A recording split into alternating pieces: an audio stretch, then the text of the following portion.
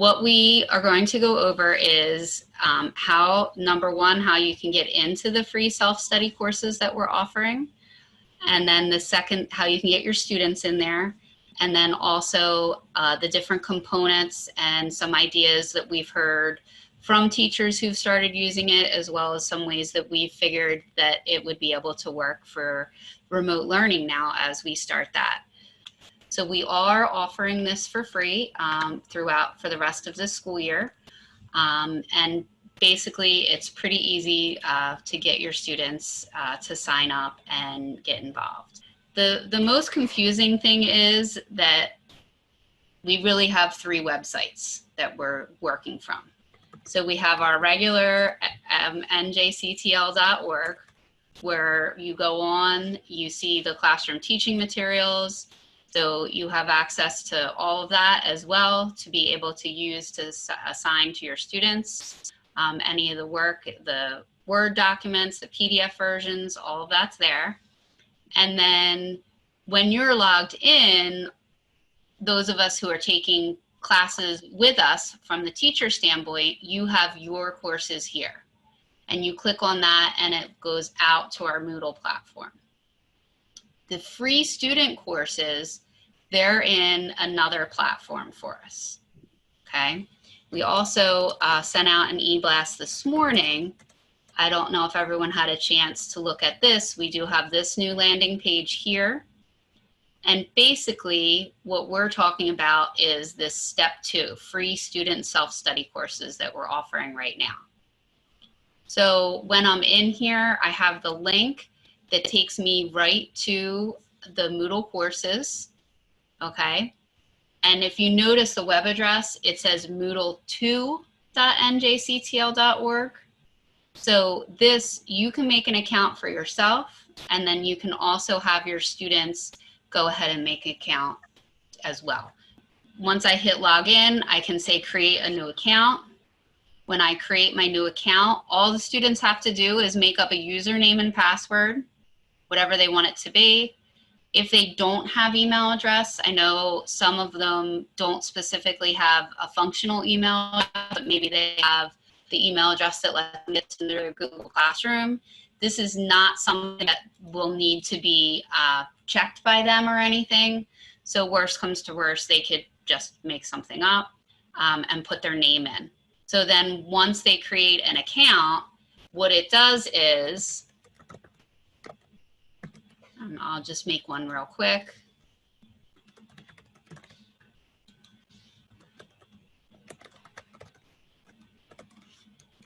I think I already have an account in that email, so I'll just, those 2 fields do have to match. So that's the tricky thing when you're doing it. So once I say create my new account, I don't have to check my email to confirm or anything like that. The kids just have to actually hit continue here. So this seems to be the only place where a problem happens, is if they don't hit continue here, they won't actually get to the page to be able to see the courses and everything. So when I go back to site home, I can now see down here, I have all of the courses, right? So we will have more details about the different ones, but let's see, I want to get into the second part of AP Chemistry. I just click on it, I click Enroll, and I'm in there. And get it started there. Will you show really quick, if you say, for instance, you want to enroll in a second course. So say the students are in chemistry, then they would go to the dashboard again. Yes, they would go back to, you can always hit up top here, back to NJCTL.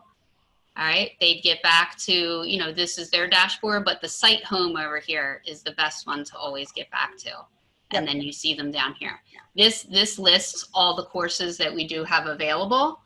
And then down here, they can scroll through and, you know, find the other one that they want, and you just add it in as well. So it's just self-study, like teacher cannot assign work or do Yeah. need.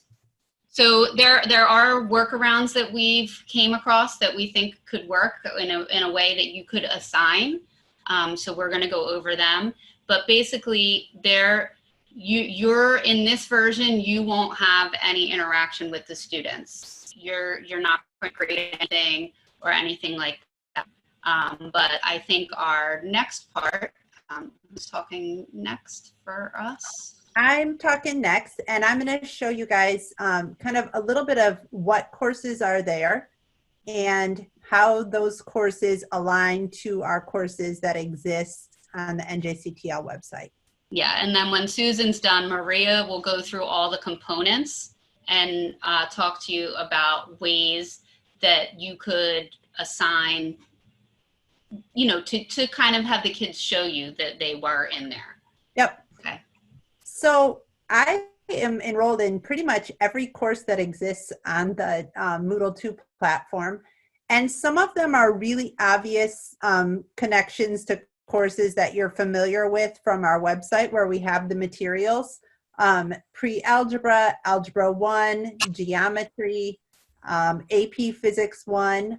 All of these are directly connected to one of the courses on our website. So any of those courses that are there that are a full course, like Algebra 1, Geometry, Pre-Algebra, those courses that are on Moodle 2 are exactly our student courses. We, like Melissa said, we stripped out all of the things that make them courses for educators, and now they're just courses for students. A couple that are a little confusing that I wanted to talk about were the ones that have part 1 and part 2 in the title. So there aren't many. AP Chemistry and AP Computer Science A have a part 1 and a part 2. So this AP Chemistry part 1 aligns with the beginning of AP Chemistry. So AP Chemistry is here, and part 1 on the website, or I'm sorry, part 1 on Moodle goes from the atom to solutions. So all of these topics are covered in AP Chemistry part 1. And then AP Chemistry part 2 picks up here with thermochemistry and goes to the end. So those ones that have a part 1 and a part 2 are a little tricky. It's the same with AP Computer Science A. Part 1 starts at the beginning and goes through arrays. Part 2 picks up with classes and goes all the way to the end. So other than that, most of these align really well to student courses that we have on our website. So say, for instance, you were teaching AP Chemistry with your students. In just a minute, Maria's going to go through kind of the components that exist, but it might be difficult to think about, you know, you're teaching remotely to your students. How much time should it take for students to get through a topic? So the one thing we want to suggest is that you go in here to our website and you can pull down the unit plan. So if you look at, I'm going to look at the compounds unit. If you go to teacher resources, you can pull open the unit plan. And this will let you know that in teaching this compounds, it would take about 14 days or 14 class periods. So here you have compounds. It's broken into part 1 and part 2, but both parts should take about 14 days. If you scroll down through the unit plan a little bit further, you're going to see a daily breakdown. I mean, in all honesty, teaching remotely to students, you're probably not going to get through quite as much day by day as you would if they were right in front of you. But this will just kind of give you a rough estimate of how much time you can expect for students to take to get through these slides, to go through the formative assessment questions. And then, you know, you also have the practice problems that you would want them to do as homework. So I think Maria is going to take over now with showing you the components of the courses.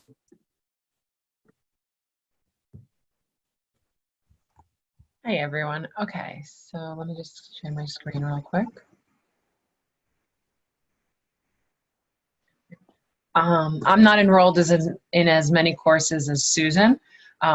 So I have a few courses here that I'm enrolled in. I'm going to go into the Algebra 2 one and show you some of those components. These courses, like Melissa and Susan were saying, are mini versions of our other courses. If you were enrolled in, you'd also be familiar with, or if you're on our website. If you go to our website and you go to the Algebra 2, and let's say we click on the first unit, you'll see that there's various components: the presentation, teacher resources, classwork, homework, labs, and quizzes and tests. Some of these components have been put into the self-study course. The major ones are the notes and the topic presentations, the lab, mastery exercises, and practice problems. I'll go through these. Can I just interrupt for a second, Maria? Yeah, so that top, are you going to go into more detail about that? That Yes. looks exactly the same for those of you that have taken the online courses with us, where the students can get the videos and the formative assessment questions. So if I go into each one of the, if I click on one of these topics, it'll look just like our Moodle courses, where you'll have a guided video presentation from Smart Notebook, and you'll also have the PDF version right below that that your students can download if they choose to write on it. And once they are done going through the video and reviewing that topic, they can check their understanding in the same way, where they're going to be asked formative assessment questions. And once they answer those questions, they're also guided to either, oh, I got the answer right, sorry. Well, they'll be told whether the answer is right or wrong. And at the same time, they'll be presented with a video of the explanation of the answer should they have gotten it wrong. From there, they can continue awesome. on. From my perspective, I have a high schooler. Melissa and I both have high schoolers, and this is a high school course. This is the one thing that is the most challenging right now, is that lack of instruction. Yes. So this is basically replacing the instruction. I mean, it's, you know, it's not a perfect replacement, but it's replacing the instruction that students would have gotten if they were in school right now. The whole time I'm teaching this, I pictured these slides and these little tutorials and all of this, and I say, well, I wish I could just pop it up and show them. This is great. They can also get the whole presentation on the website too. So if they wanted the entire Smart Notebook presentation as one file or as one PDF. Yeah, you could give them the whole PDF in their Google Classroom, and then they could still follow along with it. And then they can follow along with the videos. So they don't have to have it in different like short pieces. They can have one file per unit for that. From there, our virtual lab is available as a PDF. All of our courses have a virtual lab for each module. And they have the link to the virtual part, the simulation that they're going to be referencing along with the questions. Audra's going to talk a little bit more in a little bit about how you can embed these into your Google Classroom so that you can have students submit this for a grade or in your other LMS, whatever you guys are using.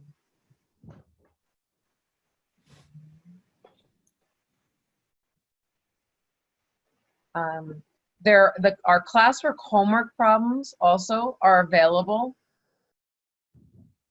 for students. So if you click on the practice problems where it says optional, it will take students to the link to our site where they can access the classwork homework for that unit. So it'll take them right to this piece right here. Again, this is available as a Word document, PDF, or open Office text. So you can use it in various ways and assign it using the unit plan. And you can put it in different mediums depending on how you're doing your online learning. And Audra's going to give you a few examples of that again in a little bit. And then the very last thing that's available through these self-study courses, students, is the mastery exercises piece. For those of you who took our Moodle course already, you'll be familiar with it. But this is a random review session, and I'll generate different questions every time the students take it, so they could take it multiple times for success and review their answers. And it's just multiple choice questions that review the whole unit. We could click on preview so you guys can go. So it'll show up question for question, and then as students answer it, they can answer it, or they could just go to the next page and then come back to it and eventually get through all the questions, and it'll give them feedback and a score.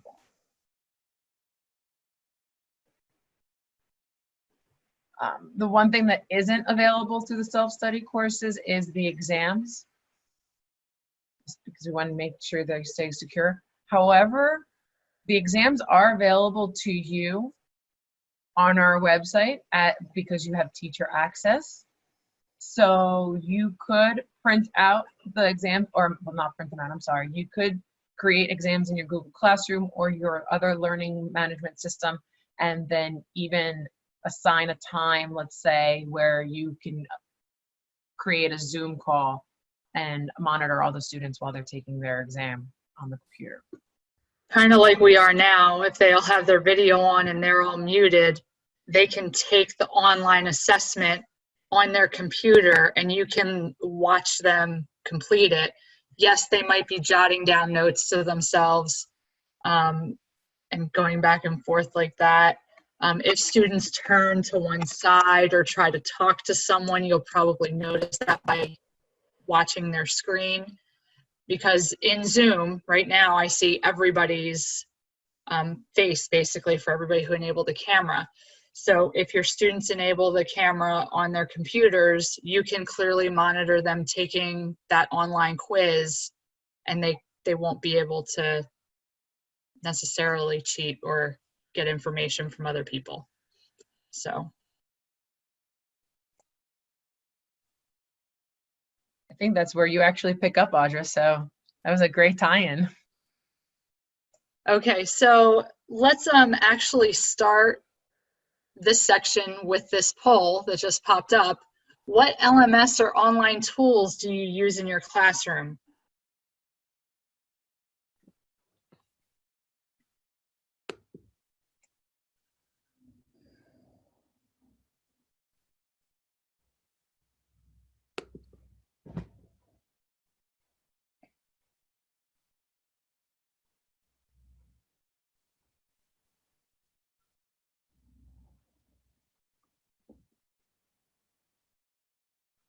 If everybody could answer that, that would be great.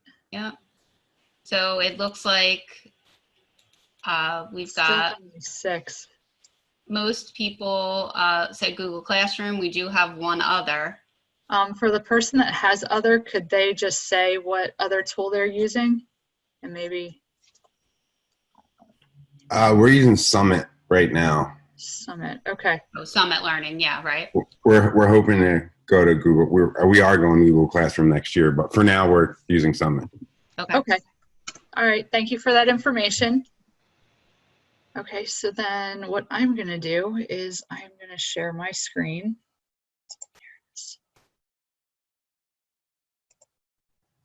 Okay. So here I have my own Google Classrooms as well. So here's a test class that I have. And as you can see, you can actually give formative assessment questions directly to students. So how you want to tie in the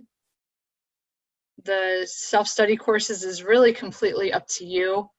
If I go into one, I'll go into Algebra 1. Let's say we are in quadratics right now, and I'm here. I can assign the students in Google Classroom. Like I could take this link that I have here and go into Google Classroom and press classwork and then create an assignment. I'm going to call this quadratic equations topic 1. Please read topic 1 slides and send your formative assessment questions, or I should say submit your formative assessment questions here. And then I'm gonna create a Google document that's related to, that will be tied into this classroom, and it'll go right into my Google Drive.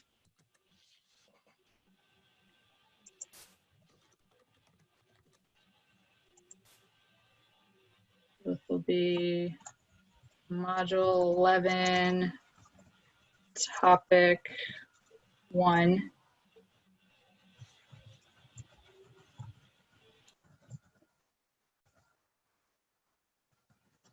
Submit screenshots of the formative assessment questions from this module. It could be screenshots, pictures that they can add in. And then when I'm done, I can just exit out of it. And then the students make a copy for each student so every kid gets their own version. And then when I'm done, I can press assign, and I can assign it now, or I can schedule it to go out, for example, Monday at 1, and then just press schedule. And then my students, when they submit their assignment, I would end up getting it back that way. That's one way of integrating our stuff. You can do the same thing with classwork and homework. You can give them the hyperlink to. Yeah, or even just upload the file in that regard. But Yeah, see, exactly. I think that the difference here, and what's great, what Audra's doing is when she, because make your own Moodle 2 account so you can see the stuff study. Right. So you can go right to that lesson. So you're not having to tell them which module to scroll to or whatever. And you can paste that link right there. When they click on it, Yeah. it'll prompt them to log That's in. what I should have. Yeah, sorry. They don't have it automatically on there, but it really, I think, is a nice way to organize it for them, and then There's they the can link. clearly see that it's right there. Very good. Thank you for pointing that out. I'm like, I was supposed to put the link there, because yes, if they read through the slides from this link in their Moodle 2 account, then it'll take them directly to where they need to go. Yeah. And then I can go back into And that schedule thing. I know from my own son that's in 9th grade, and even my daughter in 6th grade, I'm like watching her. She has her phone. She's taking a picture of this, uploading it to Google Classroom, even like right through their phone. So yeah, they'll have no trouble with this. I think what's great about the way Audra did it is, instead of you like listing the directions to tell them where to go, you can link them right to that specific lesson or two, and when you click on the lesson, it'll tell you the length of the video, so you can even judge it that way. Like, should I assign 2 of these for today, or or 1? How you want to break it up. And then the nice thing with this is, if you will be having some Zoom sessions with your students, you can have them already have watched the videos, already have tried the formative assessment, and then when you pull them together, you can just answer questions that they had, rather than trying to teach it to them, which is not necessarily effective, because I've heard my son just got an email from his school saying that they all have to, their cameras must be on, and their first and last name must appear, because Otherwise, they're getting kicked out. Apparently, they had some Zoom bombers getting on and, acting like high Zoom schoolers. bombing is a thing now. So rather than trying to use that time to teach, you're just answering questions and kind of, troubleshooting. And now the other thing is that if you do have scheduled times, I don't know how you guys are doing it, if it's daily or certain days of the week, you could also open our presentations and facilitate a lesson with the Smart Notebook file. So I could open a Smart Notebook file, read through and explain stuff with annotations and notebook if I wanted to. And then you could assign the students questions this way.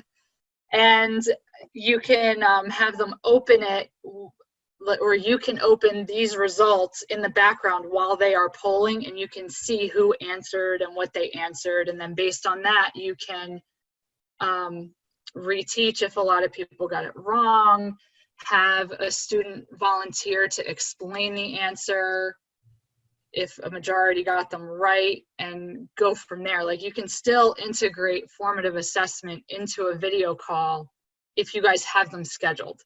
So as we were saying, it kind of depends on how you want to go about teaching virtually. Do you want to send them the videos, have them answer formative assessment and send it back to you? Are you meeting with them? And if so, how are you doing it? You can add these classwork assignments. This was question is the best way to initiate formative assessment in Google Classroom. I tried it with quiz assignment as a Google form, and I tried it as a question, and the question is much more beneficial. There are less steps on both sides.